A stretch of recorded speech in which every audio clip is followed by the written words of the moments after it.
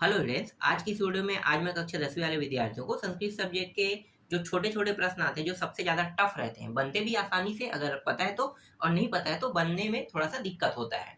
और इन प्रश्नों को छोड़ने का मतलब है नंबर का कम आना।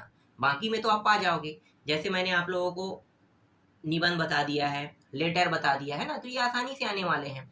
गद्यांश भी आने वाले हैं, पद्यांश भी आने वाले हैं। और जो एक एक नंबर दो दो नंबर के प्रश्न रहते हैं, छोटे छोटे जो शॉर्ट शॉर्ट में रहते हैं, जैसे संधि समास, तो ये प्रश्न जो है काफी डिफिकल्ट जाता है। कई लोग गलत कर देते हैं। नंबर बहुत आसानी से मिलेगा क्योंकि एक शब्द में ही लिखना है ना, एक शब्द वाला उत्तर रहता है तो नंबर आसानी से मिलता है। तो इन प्रश्नों को छोड़ना नहीं है, इसमें ज्यादा नंबर जो है वो आसानी से मिलना चाहिए। तो कौन कौन से प्रश्न को पढ़ के जाना है जिससे आपको अच्छा नंबर मिले। पहले ही आप लोगों ने बाकी टॉपिकों की तैयारी तो कर लिए होंगे ना, बस बचा है छोटा छोटा।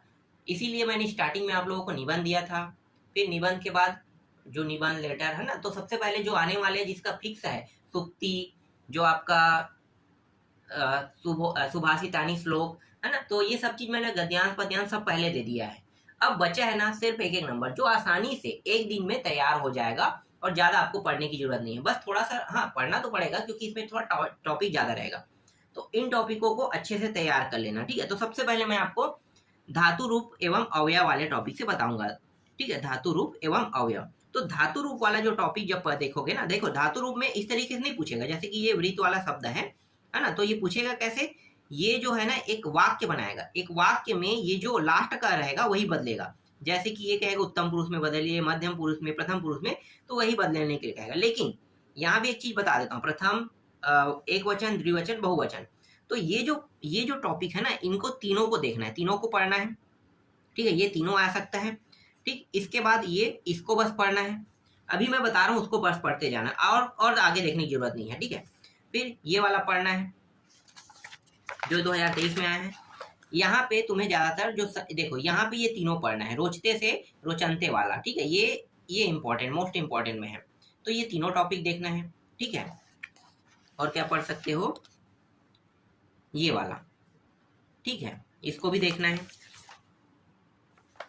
ये वाला, ठीक है। ये 2018 सेट में आया, 19 के सेट में आया है, तो इसके तीनों वचनों को देखना है, एक वचन, द्विवचन, बहुवचन।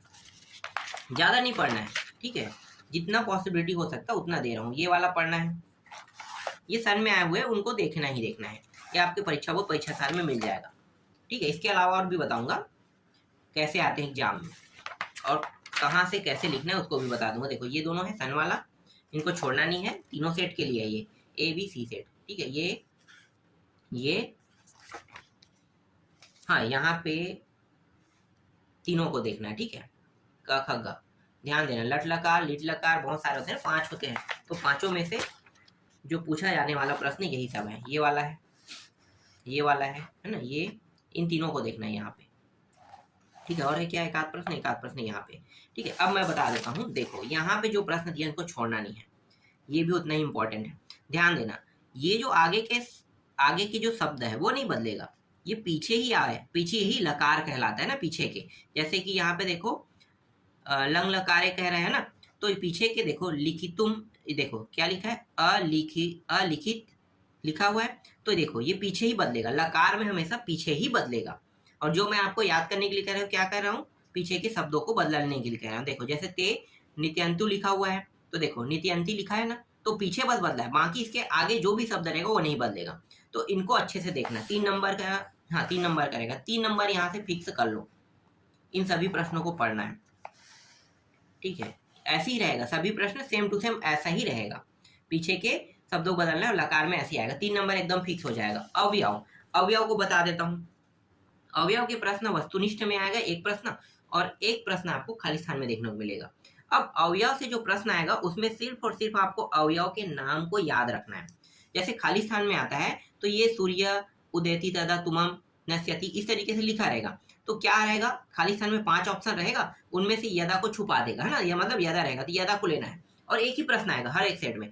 तो बस नाम बस याद रख लो कि अवयव क्या है, एक प्रश्न 100% आएगा अवयव।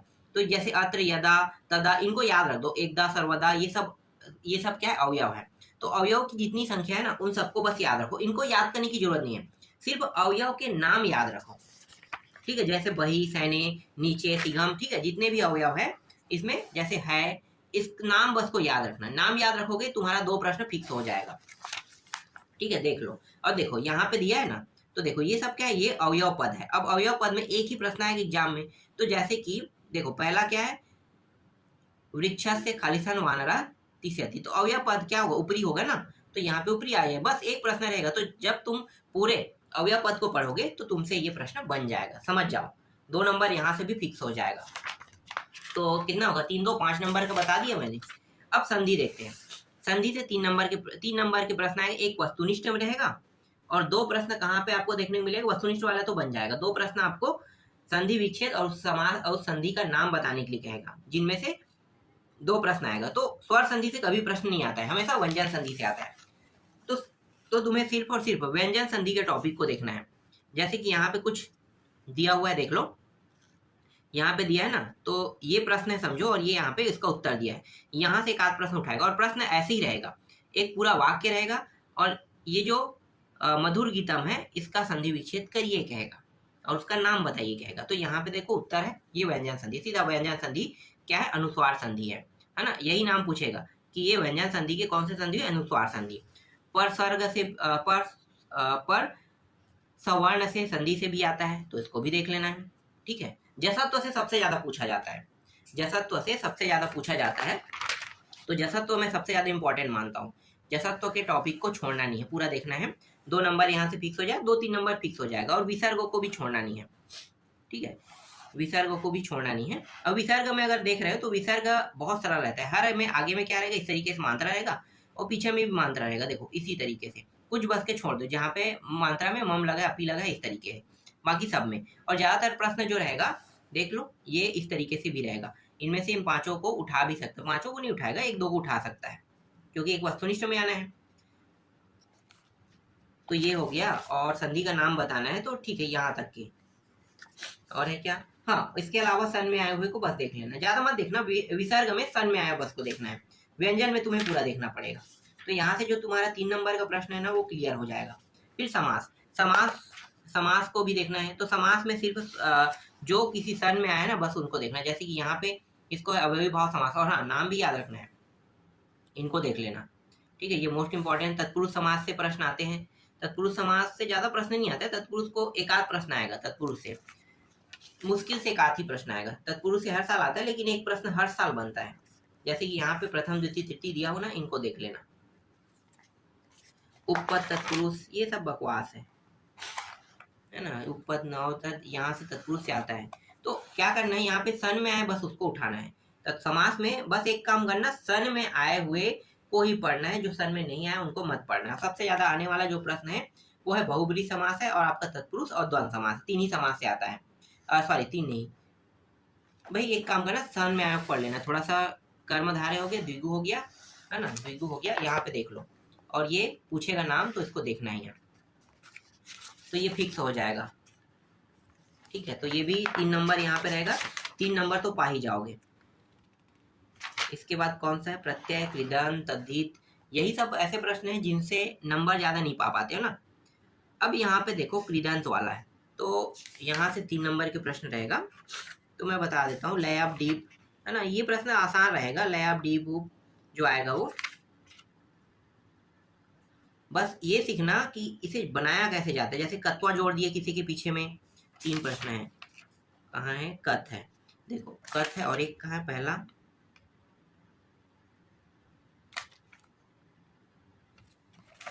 देखो यहाँ पे 2 3 शब्दों को उठा ले। यहाँ से तो प्रश्न नहीं आता, चलो छोड़ो, यहाँ से नहीं पूछे जाता तो उसको नहीं पढ़ेंगे। स्टार्टिंग कहाँ से करेंगे, कृदंत, कथ नहीं, कृदंत से भी नहीं करते हैं, कृदंत से नहीं आता है। हाँ, कत्वा और लैब से स्टार्ट करते हैं। सबसे ज्यादा प्रश्न कत्वा और लैब से आता है।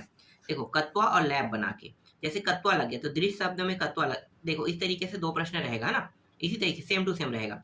तो ये दृष्टवा लिखा हुआ है, तो यहाँ पे क्या लगा है पूछेगा, है ना। उपसर्ग देख से धातु हो गया, धातु पूछ देगा क्या धातु है, तो दृश्य धातु हो गया, और कत्वा इसका क्या हो गया, प्रत्यय हो गया। तो इसी तरीके से प्रश्न रहेगा, इनको ध्यान से देखना है, बस समझना है कि इसे बनाना कैसे है। सारे प्रश्नों के तरीके वही रहेंगे और कोई नया प्रश्न नहीं रहेगा, यहाँ पे जो प्रश्न रहेगा वही उठाएगा। तो बस इनको देखना है कि कत्वा लगाएं लैप लगाएं तो कैसे बनेगा। ठीक है, ये तो कत्वा और लैप वाला हो गया ना, दोनों से एक प्रश्न। बस 2-3 प्रश्न देखना है, बहुत सारे नहीं देखना है, यहाँ से कोई भी 2-3 प्रश्न देख सकते हो।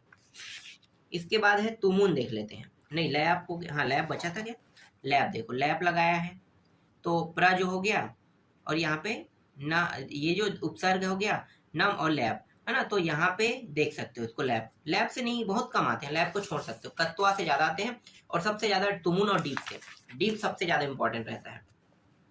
तो देखो यहाँ पे तुमुन लगा के शुरू लगा है ना, तो श्रु तुमुन। ठीक है, एक अंडरलाइन लेगा, यहाँ पे अंडरलाइन नहीं किया गया, अंडरलाइन करके देगा। तो इसको बनाने के तरीके को सीखना है बस, ज्यादा कुछ नहीं देखना है, बनाने के तरीके को। हाँ त्वा हो गया, देखो ये रहा त्वा, यहाँ पे कुछ प्रश्न दिए हैं इनको देख लेना, तल से भी देख लेना, ज्यादा नहीं 2-3 प्रश्न देखना है, बनाने के तरीके ज्यादा मायने रखता है। जैसे कि ये ठक है, ठक से भी देख लेना। हाँ ये प्रश्न आने वाला रहता है, ठक से इस बार उठाएगा, ठक से। ठक है, डीप है, यही सबसे ज्यादा इंपॉर्टेंट रहता है। डीप हो गया, डीप के 2-3 प्रश्न देखना, कैसे बनाया जाता है ये देखना। उसके बाद इससे जो भी संबंध प्रश्न रहेगा, और उसके बाद टॉप है ना, टॉप है, टॉप से भी देख लेना। तो जो बताया हूँ ना लास्ट के 3 वही सबसे ज्यादा इंपॉर्टेंट है, टॉप है, ठक है, डीप है, यही बस सबसे ज्यादा प्रश्न यहीं से आते हैं। फिर यहाँ पे कारक अनुवाद, मैं कारक तो नहीं बता पाऊंगा कौन सा आएगा, लेकिन कारक भी सरल है ना, चलो कारक को छोड़ देते हैं। कारक को देखोगे तो सन में आए हुए को देख लेना, मुझे समझ नहीं आता कारक वाला। यहाँ पे जैसे ये कारक है, भी है, ये है, इनका प्रयोग करके बनाना है। हाँ यहाँ पे जो प्रश्न आएगा अशुद्धि को देखना है, ये रहा अशुद्धि। जैसे वाक्य रहेगा तो अशुद्ध वाक्य रहेगा तो उसको शुद्ध करने के लिए प्रश्न आएगा, है ना। तो शुद्ध वाक्य वाला प्रश्न अक्सर आते रहता है, शुद्ध करना है, अशुद्धि संशोधन वाला। तो इसमें भी आपको पूरा नंबर मिल जाएगा, जितना देखना है उतना देख लो, या सन में आए हुए को देखना चाहते हो सन में आए हुए को देख लो। ठीक, इसके बाद है ये वाच्य है। वाच्य से एक होता है, देखो यहाँ पे जो प्रश्न है यहाँ पे, ठीक है, इनको बस देखना है, यहाँ से जितने भी प्रश्न है उनको देख लो। जैसे ये भी चेंज हुआ है, इनमें से किसी को उठा देगा, 2 प्रश्न आएगा यहाँ से भी 2 प्रश्न, मतलब पूरा देखना है, ये पूरा टॉपिक ज्यादा नहीं है, थोड़ा सा है, बस इतने ही को देखना है, इससे बाहर नहीं रहेगा प्रश्न। और तो नहीं लग रहा है मुझे, हाँ थोड़ा 1-2 प्रश्न यहाँ पे भाववाच्य करके दे दिया है, गलती से भाववाच्य से तो नहीं पूछा जाता है, लेकिन भाववाच्य के भी प्रश्नों को देख लो। 2024 में भाववाच्य से उठा दिए थे, इसलिए देख लेते हैं। फिर उपसर्ग प्रत्यय रहेगा, उपसर्ग प्रत्यय वाले में क्या देखना है, उपसर्ग प्रत्यय वाले में तो ज्यादा कुछ नहीं है, वो वस्तुनिष्ठ में आएगा, तो वस्तुनिष्ठ वाला तो बन ही जाएगा, है ना। परा परा ये वाला प्रभवती, है ना, ये सब उपसर्ग शब्द को देख सकते हो, उपसर्ग वाला नाम पढ़ लेना, पता चल जाएगा कि ये उपसर्ग है, ये प्रत्यय है। ठीक है, इतना ही है। अब मुझे नहीं लगता, अगर इतने को पढ़ लेते हो ना जैसा बताया वैसे, इसमें थोड़ा सा टाइम लगेगा, क्योंकि थोड़ा सा ज्यादा पढ़ना पड़ेगा, और कम मैं देता हूँ तो फंसने के चांसेस कम हो जाएगा, इसलिए आपको थोड़ा सा ज्यादा पढ़ना ही पड़ेगा। अच्छे से तैयार कर लेना इनको। और हाँ मेरे पास मॉडल क्वेश्चन पेपर भी है, मैं मॉडल क्वेश्चन पेपर में दिखा देता हूँ कि प्रश्न कैसे रहेगा। दूसरा, हाँ तीसरा, देखो प्रश्न कैसा रहेगा, यहाँ से मुझे पता है आएगा, 2-3 प्रश्न तो आने ही आना है जो बताया उनमें से। देखो पुष्पाणाम वाला बताया था ना, तो पुष्पाणाम वाले को उठा दिए है, ठीक है, संधि में। और देखो पिक धन पिक अपी, तो यहाँ पे नाम भी बताना है ना, तो देखो पुष्पाणाम अनुसार व्यंजन संधि को बताया था, और ये यहाँ पे किसको चेंज करना है, पिक वाला, देखो पिक पी लिखना है, उस विसर्ग संधि, है ना, तो ऐसे ही देखना है। इसके बाद अधिलोकित में देखो इसको क्या है, ये है प्रत्यय, है ना, प्रत्यय वाला है, तो मनुष्य त्वम, देखो त्वम लगा हुआ है, तो त्वम क्या बताना है भाई, उपसर्ग और प्रत्यय, तो पीछे के शब्दों को निकालना है ना। तो देख लो त्वयम मतलब त्व, तो त्व निकल के प्रत्यय अलग अलग कर दिया, देख सकते हो। ठीक है, चंचल प्लस तल प्रत्यय। और क्या है, ये अधोलिखित देखो वाच्य परिवर्तन, है ना, तो वाच्य परिवर्तन में देखो यहाँ पे देखो कर्म वाच्य है, इसको बदलना है किसमें, सॉरी ये जो वाच्य है इसको कर्म वाच्य में बदलना है। तो देखो तेन का बस हो जाए, हर नहीं बदलता है, सिर्फ एक शब्द बदलते हैं कर्म वाच्य वाले में ना। देखो सह पाठा, और ये मतलब आगे और पीछे, यहाँ पे बदला है पठन पठती, देख लेना, मुझे समझ में नहीं आता ये कैसे बदलेगा, बस बताया उनमें से तो आएगा ही। और ये अश्व हसंती वाला, देखो अश्व हंसते हंस्यते, अब यहाँ पे आते हैं, कौन सा है ये, धातु रूप वाला है, मतलब लकार से संबंधित है। 3 प्रश्न रहेगा। देखो मिल धातु लगा हुआ है, प्रथम पुरुष लट लकार इस तरीके से रहेगा, शब्द दे दिया जाएगा, इसको बदलना है के लिए कह रहा है। किस में बदलने के लिए कह रहा है? प्रथम पुरुष में ना, तो यहाँ पे बदलना है, देख लो इस तरीके से तीनों पुरुष में देखो लिख दिया गया है। ऐसा नहीं आता है तीनों पुरुष में लिखने के लिए, लेकिन इस बार तीनों पुरुष में आ सकता है, कह के दे दिया है। तो मैंने बताया ना तीनों पुरुष को देखना है, एक में दिया है तो उसको दूसरे में बदलने के लिए आ सकता है।